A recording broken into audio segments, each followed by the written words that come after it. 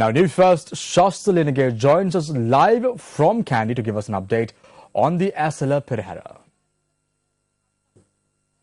The final Randori Perahara of the Asala Festival is currently underway in the streets of Kandy. The Perahara took to the streets at the auspicious time of 7:54, facing the east. The Perahara is scheduled to make its way through the Dalada Vidya, Yatinwara Vidya, Kanda Vidya, T.S. Naka Vidya, and finally the Raja Vidya. This year's Randori Perahara features many colorful events, which number up to 67, which include almost 40 dance acts. A special mention must be made of the elephants participating in this event. The Mahoris have worked hard all day to prepare these elephants for the event. The Asala Festival will conclude with the traditional water cutting festival at the Gateway Port at dawn tomorrow. I'm Shasta Linegate for News First from Kandy.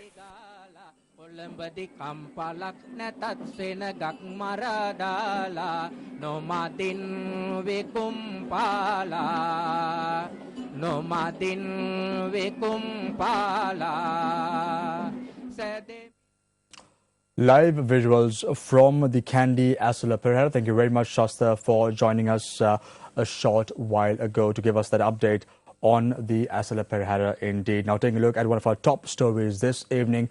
The services rendered by the state and private sectors towards making the Kandy Asala Perahara a success were honoured today. Those who rendered their support towards making the Asala Perahara a success met with President Mahinda Rajapaksa at the President's house in Kandy this morning. The Devadana Nilame of the Temple of the Sacred Tooth Relic in Kandy, Pradeep Nilangadala, briefed the President of Perahara's success. The President was presented with a special souvenir by the Devadana Nilame thereafter.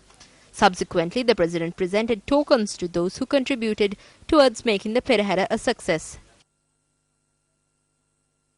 Meanwhile, members and officials of the Central Provincial Council met with President Mahinda Rajapaksa today. Matters pertaining to the development of the Kandy and Pallekele areas came under discussion at the occasion. A group including Chief Minister of the Central Province Sarath Ekanayake and Governor of the Central Province Tikiriko Bekaduwa was also present at the meeting. The Sirasa Namami booklet was presented to the Chief Prelate of the Maratha chapter of the Siam Set, Most Venerable Tibbatuwe Sri Sumangala Thera today. The Sirasa Media Network published the Sirasa Namami booklet in lieu of the Asala Festival in Kandy. The booklet was presented to the Chief Prelate of the Malwatha chapter today in the midst of several senior officials representing the Sirasa Media Network. The booklet contains important facts for students. It will be good if you could publish this book every year. Although it's a small booklet, it contains a lot of information.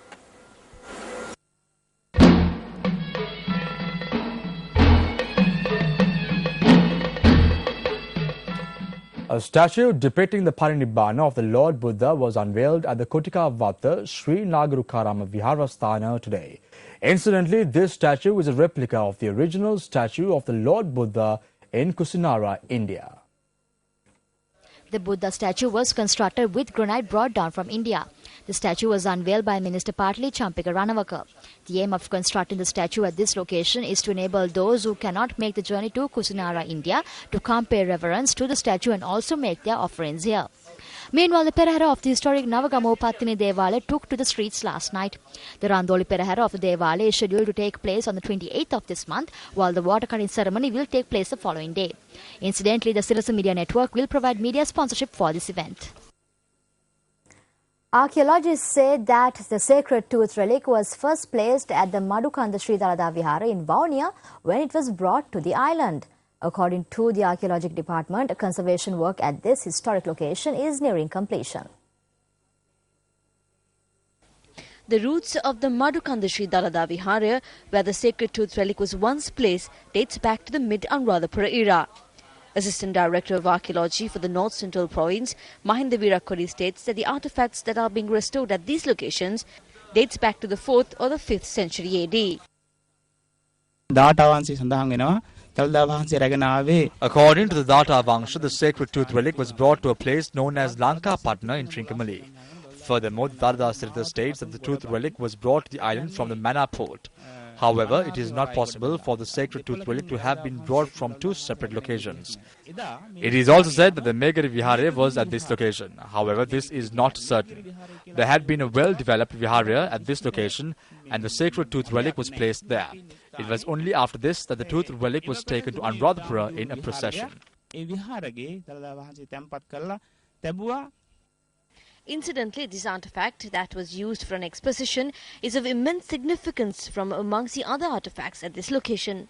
According to the Archaeology Department, many sections of the Viharya have now been restored.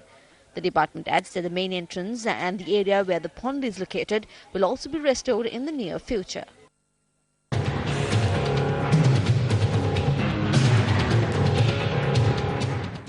The Ministry of Indigenous Medicine initiated the Herbal Farmer Village project in the year 2005, covering the entire island considering the importance of medicinal plants and trees used for indigenous medicine.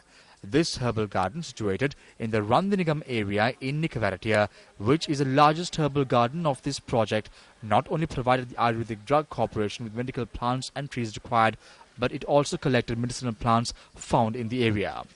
30 individuals were employed for the work of the herbal garden, which was playing an active role at that time, promising them that they would be given permanent employment as state sector employees.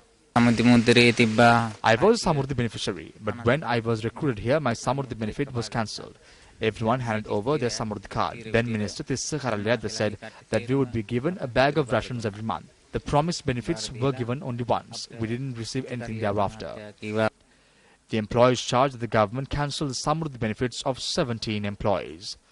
The Randhanigama Herbal Garden, which was properly maintained for over 2 years, has now been closed down after removing its employees on several occasions, citing various reasons. They said there is less work and there are no financial allocations. That's how they stopped our work. By April, there were only 4 employees. We carried out our work and by the 9th of April, we received the pay for the month of March. But we didn't get a salary for the month of April, May or June. They started deducting money for the EPF each month, but we have not yet received a card. Now we don't have anything, not even a salary. We have no employment and we have no means of living. While the employees are suffering from such a state, the officials have allowed public money to go to waste by letting the equipment at the herbal garden decay in this manner. While some equipment at the garden was stolen, the buildings at the location are in a state of dilapidation due to the lack of proper maintenance. Projects such as these, which are initiated for the sake of doing it, not only waste public money but also inconveniences the rural population. Actions of this nature clearly depict the future of indigenous medicinal sector in the country. Should measures be taken to revitalize the Randhanigama Herbal Garden in the name of indigenous medicine? Minister of Indigenous Medicine, this is over to you.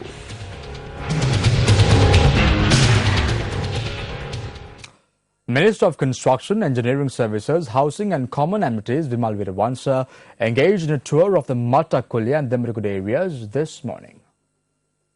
The Minister engaged in this tour in order to inquire after the problems faced by shanty dwellers living in these areas. The Minister stated at the occasion that public amenities required by the people will be prepared and vested in the public prior to World Habitat Day commemorated on the 4th of October.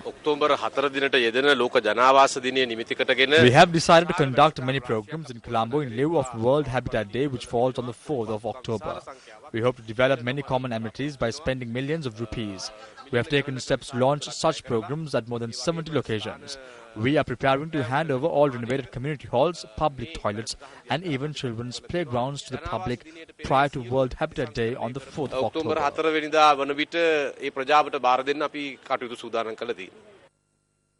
United National Party parliamentarian Sajith Premadasa and Rosasaya Nayaka attended a meeting in the Jimpitu area in Kotahena this afternoon. Here are some of the views expressed.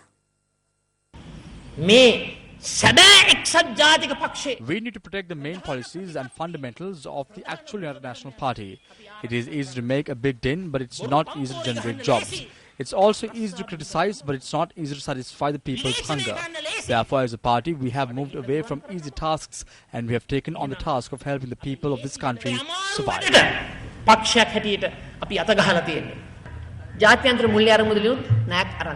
The government took a massive loan from the region in the guise of development.